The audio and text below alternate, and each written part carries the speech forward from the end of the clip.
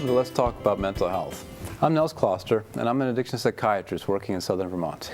And I'm Robert Stack. I'm a licensed alcohol and drug counselor, licensed mental health counselor. And as a reminder for your comments or feedback, we have an email and a Facebook site. For text or email, the address is questions@letstalkvt.com, and our Facebook site is www.facebook.com/letstalkvt. And we have a history of our videos also, and they can be found at brattleboro.tv.org/letstalk. Right. Back history. Yeah, and originally we thought we were going to have our Vernon representative, Mike Hebert, on the show tonight to talk about the marijuana legislation, the process there, and other issues around mental health that are happening to be in the legislature this session. Unfortunately, he was called away for an emergency session, so he isn't able to be with us tonight. So we're hoping that we can have him back later on, hopefully next week or following that. And in that case, if people have questions around the process or bills that are under consideration right now, I would urge you to use our email or our Facebook site to forward us those questions so that we could pose them to Mr. Hebert. Yeah. Yep. And I think he was going to talk, and I hope if it comes on again, if he does come on, about the progress of the bill that left the Senate and was now in the House, and it's going from committee to committee. And so the last committee was? I think it was the House Judiciary Committee. And I think that you're much more familiar about these processes than I happen to be. But the Senate bill was sent over to the House, and they wanted very much to pass it out of that committee so it continued to progress.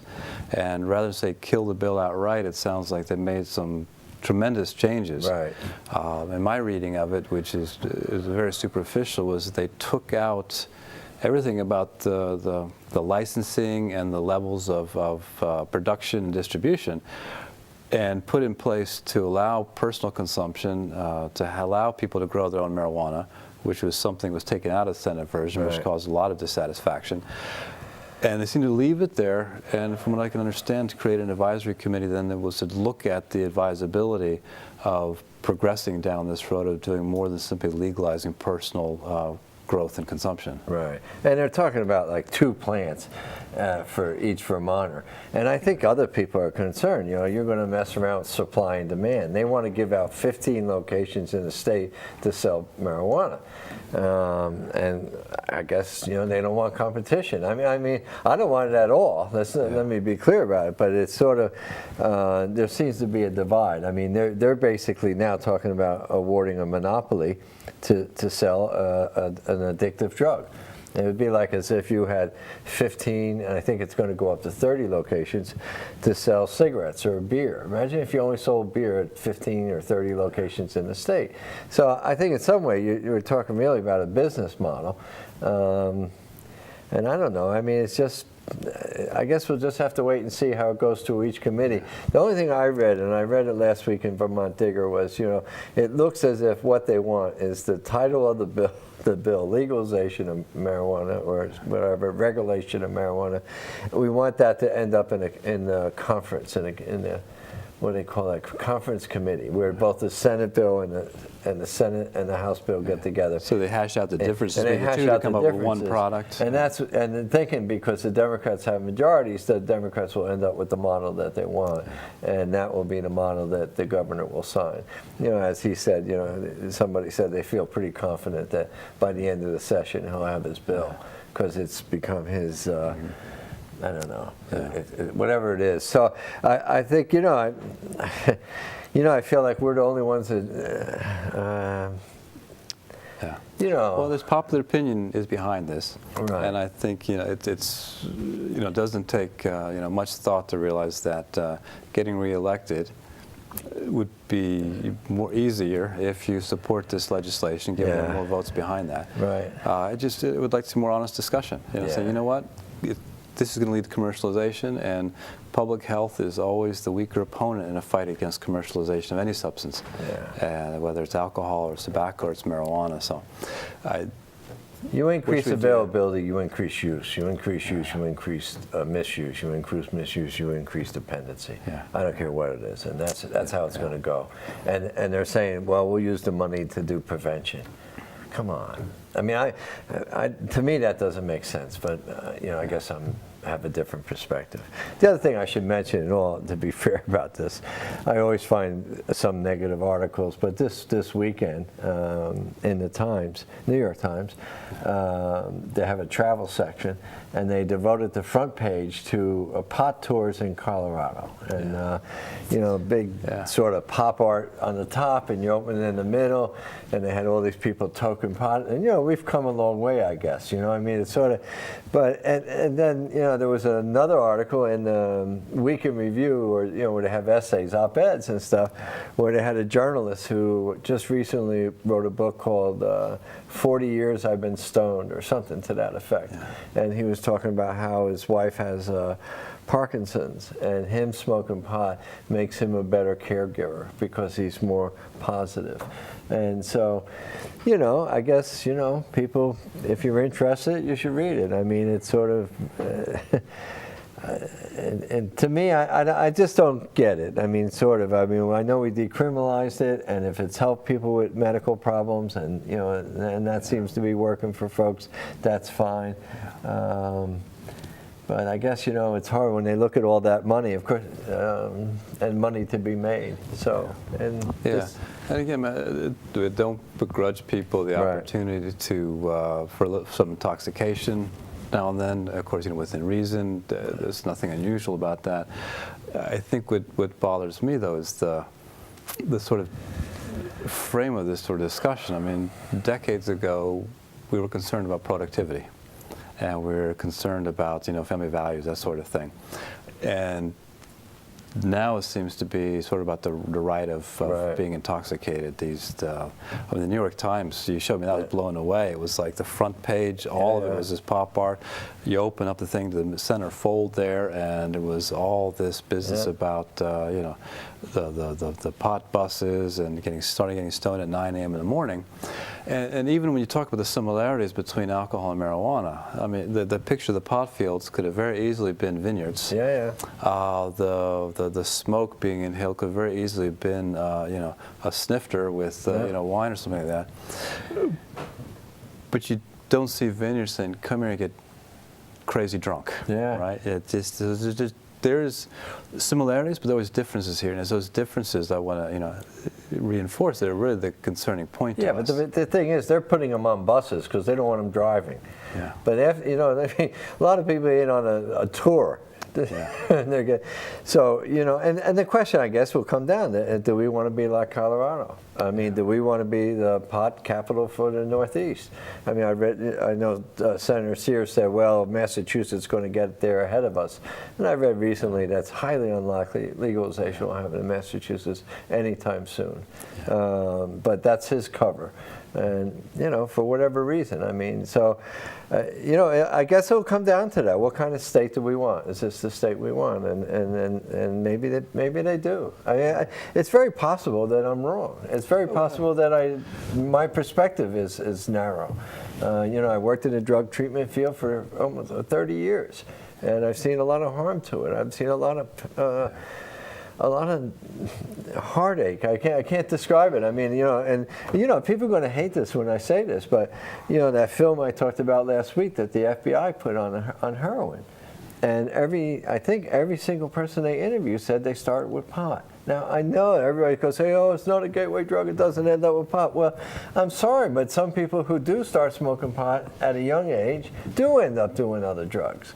I mean, it's kind of, for a lot of people, it's the beginning of taking something from outside yourself and putting it in to make yourself feel good. And you know, it's, for some people, they're more vulnerable than others. And so you can read the article about the journalist that's been stoned for 40 years. You can talk to people who get high all the time and they're successful. But I guarantee you there's some families out there that say, you know, this person in our family has been getting high and I hate it. I hate the fact that they're stoned all the time. And it's not been good for our marriage. It's not been good for him as far as being a good parent. And, you know, it's just, you know, I wish he wasn't doing it, you know, but you don't hear that. Yeah, I mean, and nobody's writing about the virtues of being drunk all the time. No. Yeah, No. You don't see that as any spiritual experience, I guess. The other thing today that got me nervous, you know, one of the things I've done in my semi-retirement, is I've become a guardian ad litem for the court system. Yeah. And today's headline was about finding foster families and difficulty Department of Children and Welfare, Children and Families, DCF, we're trying to find foster homes for a placement of children.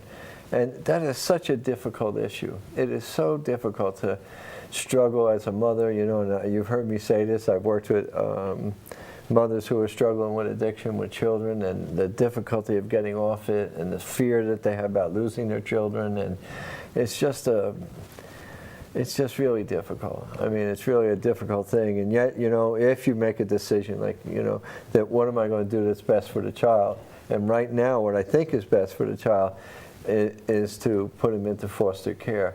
And I have been in court where mothers who are struggling with addiction said, I agree with this, I need to get the treatment, and maybe my partner is unavailable or whatever else there's going on, and yes, I can't take care of it right now, but I do want to be in the child's life. And so, you know, it's not always about taking away the children. A lot of times it's done in that decision about, we're going to do this to keep the child safe right now. But at the same time, really what we want is reunification with you and your child, if you can get the treatment and do follow-up. Yeah, and with, you know, really just, you know, I'm terribly disappointed that we don't hear that kind of talk. I mean, it was a fleeting story for a while that there should be, you know, more money towards the DCF program, so we can hire more capable people to be involved with their work. But that doesn't. And when you think, we've talked about the issues with, you know, mental illness and how that just really undermines healthy families, and children are so vulnerable to that. We don't see that as the conversation in the press. We're not seeing that as a political discussion of what kind of a system of care can we develop in Vermont in order to decrease the number of adverse childhood events, in order to make, you know, help struggling families become safer and more loving and more productive. Instead, we're bombarded with this constant business about the marijuana legalization. It's such a small issue compared to the larger issues that I'm just absolutely, just completely just disappointed with the tenor of the conversation, the content of the conversation these days. And it's really, you know, just last week or 2 weeks ago, I went up to Chelsea, Vermont, up to the Orange County Courthouse. They asked me to come up and give a talk about heroin. And I went up there to give the talk, and it's a beautiful, I mean, it's really quite beautiful up there. I mean, farmland, mountains, I mean, it's just pretty amazing. You get off the highway, you know, you got to get off 89, you know, and go, you know, up these side roads and stuff. But it was quite beautiful. But there they were in this beautiful community, and, you know, a nice old Vermont courthouse and green out front, you know, and you know, they're struggling with heroin addiction. They're struggling with people who are using heroin, and it's in their community. And, you know, their community is sort of, what do we do? How does this work? And I'm hoping that you and I can talk about this right now, because one of the issues that comes up is, what do you do about them when they go back to using? Right. And that's really one of the problems. You know, I worked in the field where we detox people, we get them clean and sober, maybe we get them on medications, maybe we ask them, you know, 12-step programs, things like that. But relapse and going back to using, I think for the community and family members, it's so discouraging. Because, you know, their hopes are up, and the person promises them, you know, I'm going to get better, I'm going to get better. And in this courthouse, they talked about one person, they said, you know, we all thought you know, that she was going to make it. You know, we really thought this was it, you know. And I think that's the most disappointing thing sometimes, you know, is relapse. What happens with relapse? So one of the things I asked before the show started, you're involved with running some programs in the state. How do you deal with relapse? What's the best way to think about it? Yeah, I think a lot of people will talk about it's inevitable, right? The lapsing, having these falls, returning to some kind of drug use, whether it's a one-time event, or it then leads to a number of one-time events that then, you know, get to, you know, you're back in the habit again. And I think So there are a couple things I don't like. I mean, what I don't like about that is that when you talk about the inevitability of it, there's a certain helplessness around what you can do about that. And I think that a lot of the work that we talk about doing to develop recovery, to get a solid foundation, is to decrease the risk of that happening. It's not necessarily inevitable. I mean, it's certainly a large part of people's recovery. It's a large part of trying to get better, of fighting against something that's as, gripping as is drug use. But I think that that's a bit detrimental to look at as being sort of an inevitability. Right. That being said, I think we know from personal experiences, when I make mistakes and acknowledge them and look at them, I learn a whole lot more about myself and what I'm doing than if I sweep it under the carpet or if I ignore it and I walk away from it. Right. I think some treatment centers, they wanted to make it so they would say things, and I can't tell you which one, but they'd say something like, well, relapse is part of recovery, and they would say that, and then next thing you know, it's being repeated, in the rooms of recovery. And I think what they're trying to do is take away the stigma, take away the power of relapse, and take away that sense of failure. I mean, really, take away that. And so, in a way, by destigmatizing relapse, picking up and using, saying, look, this might be part of the natural course of the illness. And like you're saying, on one hand, it sounded like, oh, God, it's going to happen anyway, when it doesn't have to happen. As a matter of fact, I think some people are most successful when they've tried on their own to stop and had multiple relapses, and then they get professional help. Right. And in other words, they've done that whole stopping and starting, and realizing how insidious it is, and they're more prepared to sort of follow. Oh yeah, and I absolutely agree. I agree with the perspective of whether you consider it to be inevitable or not, or sort of create the lapse.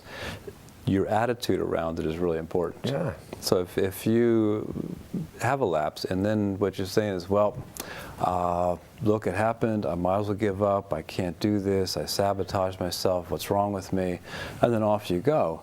Whereas if you wake up the next morning and say, wow, made a mistake, what am I going to do about it? Then that's just a whole different perspective of that same event. And as we know from styles of talk therapies, cognitive behavioral therapy being one of these, the attitude that you have around events, the thoughts that you have influence your feelings around those, and then can decrease your anxiety, decrease your depression, and allow you to maintain some self-esteem as you then work through that. Because, like we've talked about, what a tremendous learning experience when it goes wrong.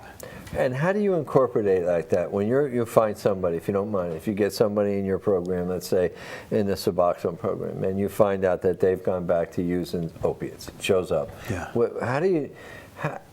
If you were talking to a family member, how would you describe that? Or if you were talking to the individual, how would that come across? What would be the lesson that you want to teach? Yeah, on the one, the very simplest is that, well, I guess we have to do more. Okay. Right. So what we were doing, we did all right for a while, but something changed. Go ahead. And it might just not be necessarily doing more, because often more could mean going to a higher level of care, getting involved with a more intensive outpatient program, going to residential treatment, for example, for a few weeks, to then get yourself out of that environment to sort of relearn, reset. But it could also just mean doing things differently. I mean, again, the whole the slogan or the cliche about changing people, places, and things. Often we talk a good game until we sort of really live it, and then it was, oh my goodness, here's what I haven't done. I thought I was changing my environment, and I guess I really wasn't, because look what happened. Right. And then you rewrite your plan, so to speak, as to what you do next. And I think there's another element, and I'd like to, if you don't mind, I'd like to separate it a little bit. When you're in active treatment and you're sort of going outpatient, inpatient, you're using, and you don't use this drug. I remember working with people who were IV users, and when they relapsed, they only snorted, and they didn't go back to IV use, and they felt good about it, like, you know what I mean, like, but they knew that they were in trouble. They were back to doing what they were doing.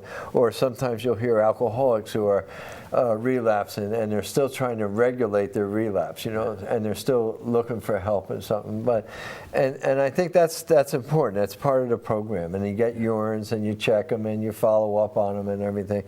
But also, there's the model of people who get out, go through outpatient, They get on medication or they get off medication, whatever way works best, and they go back to almost normal living. And when I was working in the hospital, you know, I used to do this group that was based on a guy named Terry Gorski. And he's the one that basically came out and said relapse is a process, not an event.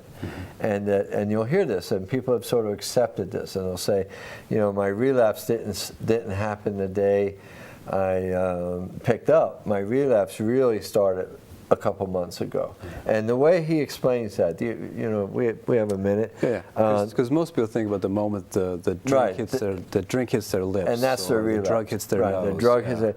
And his idea, and this was really based on the idea, not like people who are struggling in their first 30 days, but people who had some separation, if you Months, will. years. Right. And he would say what would happen is they would get, something would happen in the natural progression of getting well. You know, there was this progression of improvement in life, and they would get stuck. And it would no longer be a forward spiritual progression. It would not be, in other words, emotionally, spiritually, they were not in the process of getting better. And in that stuck place, they began to, it was almost like there's no status quo. You're either getting better or you're getting sick again. And I know that sounds a little bit harsh, but it's that idea almost. And he said the first thing that changes is your thoughts and your feelings. And you begin to think negative thoughts about yourself, about other people. You notice that your anger comes back, maybe some fear. And you notice like an agitation, almost a feeling of unease, if you will. So when you're talking about recovery, you should normally feel pretty positive, a little bit of serenity once in a while, you know, not great, but, you know, good enough. So he said that the first thing you want to look for there are returns of these negative emotions and feelings, and also these really negative thoughts. And I know some people in the 12-step programs, and they say things like, when I start thinking everybody else is a jerk, I know I'm in trouble. You know, because you know what I mean. You go, you're angry at everybody, and these are the same people that you used to care, you know, that had wisdom, and now all of a sudden you don't want to listen to them. Now they're idiots. Yeah, now they're idiots, and you know they haven't changed. And then he says what happens is you change your behavior. And your behavior becomes maybe isolation. Maybe you begin to draw back from people. Maybe you stop doing things that were positive, like recreational activities. It could be any number of things, but really what you're looking at is a change in your interaction with others. You know, what are you doing? You know, who are you with? Like what you were saying, people, places, and things. What are you doing? Are these things more reminiscent of what you used to do? And that's very possible. You know, if you're restless and discontented, you might say to yourself, well, look, I used to go and listen to music in the bars. I'm going to go do that. And that sounds innocent enough. And people do that in recovery. They go to bars and, you know, and they listen. But for some people, it's a really high risk. It's really, you're sure that's a good idea? Feeling the way you're feeling this restlessness, to go there and hang out where people are using or to be with people who are using. And then Gorski says, you know, you get to a point and it's a crisis. And what you look for is a solution, and you go back to your old ways, and you know you rationalize or justify taking a drink. And here's the thing I want to really emphasize, and this is, I think, what families and sometimes professionals don't get. That drinking episode can be a lapse. It doesn't have to be a complete return to that old lifestyle. It can just be. And it doesn't even have to be a lapse of 3 days or 1 day. It could be longer than that. But it's just a short period of time where you haven't really given up on recovery. You have, you know, I'm not, you know, if I say that you're still in recovery even though you're using, I know people jump out windows. So, but the idea is that, you know, you're still focused on recovery. It's like somebody that's working in your program who comes back in and reports on themselves or says, I'm starting to use again, you know. And that's the trick, is when you pick up and use, don't let it become a full-blown relapse. Right. You know, be prepared. And one of the people often talk about, so things were going well. Yeah. And then I go off and I lapse, and they'll use the term sabotage. Yeah. You know, so why things are going so well? I must, you know, I think what's implied in that is I must be an idiot, or you know, I must be a bad person, or I must be weak. It sounds willful too. It does. Yeah. You know, it was going well, and I hated going well, so boom, I undercut myself, I sabotaged myself, and I just really react to that expression because of all the negative meanings it has. And I try to tell people, because as you're talking about here is, when we know from developing habits. I mean, if we talk about riding a bike, if you rode a bike 20 years ago as a child and didn't ride it for 20 years again, you can get on and ride again because you develop these muscle memories, this coordination, but also that part of that is networks in your brain, neurons in your brain that get used to firing together to allow you to ride a bike and balance that silly thing on two wheels as if it doesn't matter. And you never forget that. And the same thing with any kind of thing you practice over and over and over again. You get very good at it, you do it with very little effort, and you can do it without even thinking about it. And I don't think that a lot of people realize that this is what they've done with their drug use. I mean, you're the one that I think taught me that. If you use, you know, 5 times a day, and you use for, you know, then for 1 year that's 365 times 5, and then for 5 years 5 times that. And most people do not practice anything that frequently. That's right. And so if you want to make some changes, you have to pay attention. And if you stop paying attention, that's what I tell people, you didn't sabotage yourself, you stop paying attention. And so it makes me then, the question I was having as you were talking about this is, how do you then get your attention when you stop paying attention and these things start to unravel as you were describing, you know, you're not happy, not the same people, how do you teach people to know when to pay attention again? But the thing is, and thank you for that, I mean, because I said this the other day, I was speaking with some folks, Thomas Jefferson said, the price of freedom is vigilance.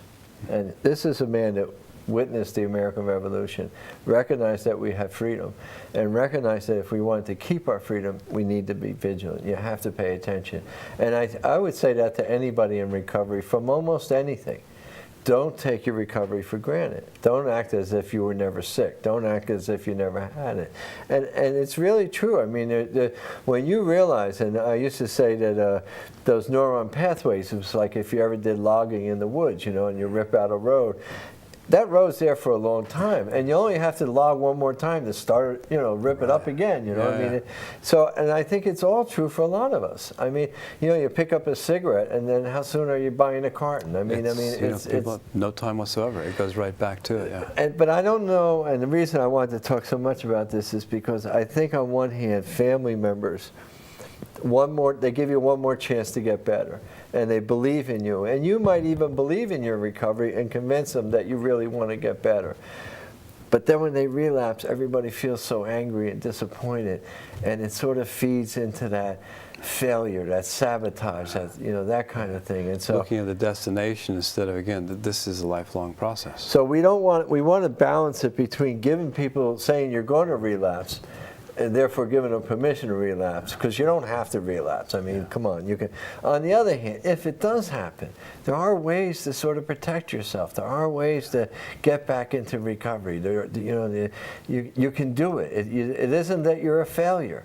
It isn't over. So, and again, I would say the same to families. If you put an ultimatum and say, if you get high again, I'm going to throw you out of the house. Well, what do you think they're going to do if they get high again? Do you think they're going to self-report? Yes, yeah. I mean, it's not going to happen. How do we set this up? How do we balance this? Have the right perspective, a broader frame around this to recognize many different possibilities and eventualities. So I don't know the answer. Every family is different, but I just wanted to say that because I was really struck when I gave this talk that people were, you know, going all out to trying to help people. So. Anyway, I hope this has been helpful. We look forward to having Mike on, and if you have any questions or comments, please send them in. We'd love to hear them. Thank you.